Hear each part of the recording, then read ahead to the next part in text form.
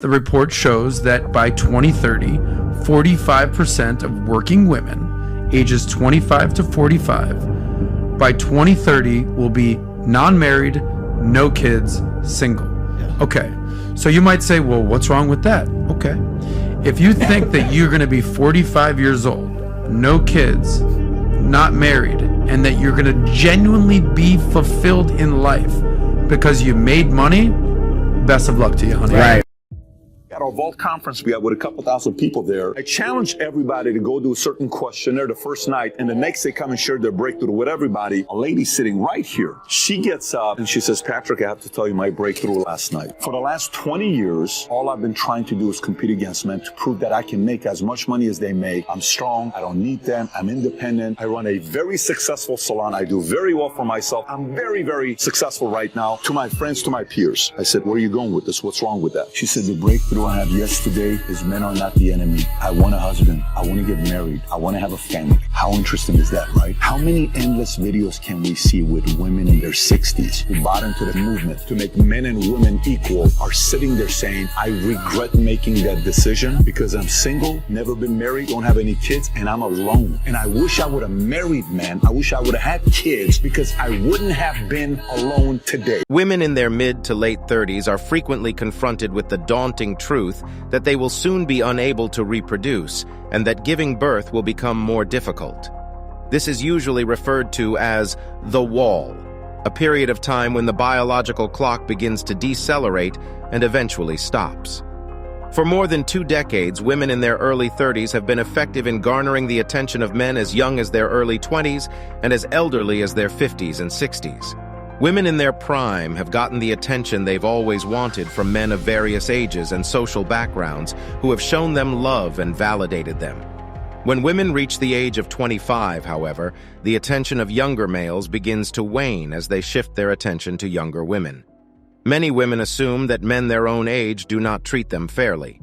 Nevertheless, a 35-year-old man with a profession, finances, and a car may easily court younger, more attractive women in their 20s before being engaged and finally marrying. As a result, women in their mid to late 30s should consider males in their late 30s, 40s, and potentially even 50s as suitable spouses. Because they have already had children and marriages, many of these older men are now the only ones left on the market. If these men are divorced, they most likely have children and may desire a second wife. If a guy marries a 35-year-old woman after going through this process, she will not give birth until she is 38, reducing her chances of having children. Many women in their early to mid-30s are beginning to consider men in their late 30s, 40s, and even 50s as suitable companions. Because they had children and previous marriages, these men may be the only ones left on the market. If they are divorced, they may already have children and be seeking for a second wife. Many of the mid-30s women I know refuse to accept this, arguing that only older men look at them and find it unattractive. The irony is that these same ladies spent their 20s bouncing from one affair to the next and are now at a loss for what to do. Women have been taken aback by the fact that males choose women rather than the other way around. This has made it difficult for women to accept that they are no longer being pursued as they once were. This is especially tough for desperate women who will sleep with anyone who is unprotected. This has resulted in a disruption in the natural order of relationships, with only a small fraction of men understanding these women's situation.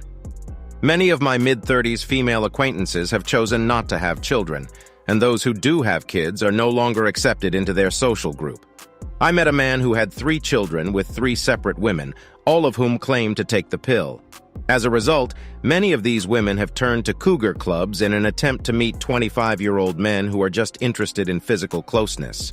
Asian and black women age more slowly than white women, but once they lose their attractiveness, they age quickly in a matter of years. This is because women mature earlier than men, which has historically aided in the transmission of their genes.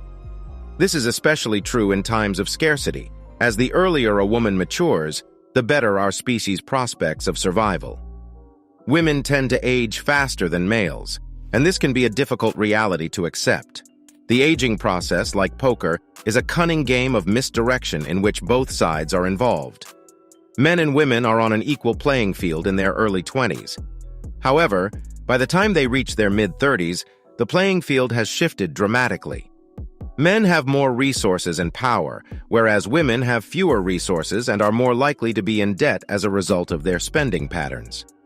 Women are frequently urged to locate a wealthy guy to assist them financially, giving rise to the concept of the sugar daddy.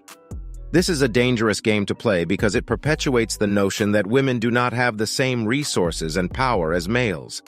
It is important to be mindful of the reality of aging and to be honest with oneself about the inevitability of nature. Women should focus on taking control of their own lives and being open to the possibilities of finding their own happiness.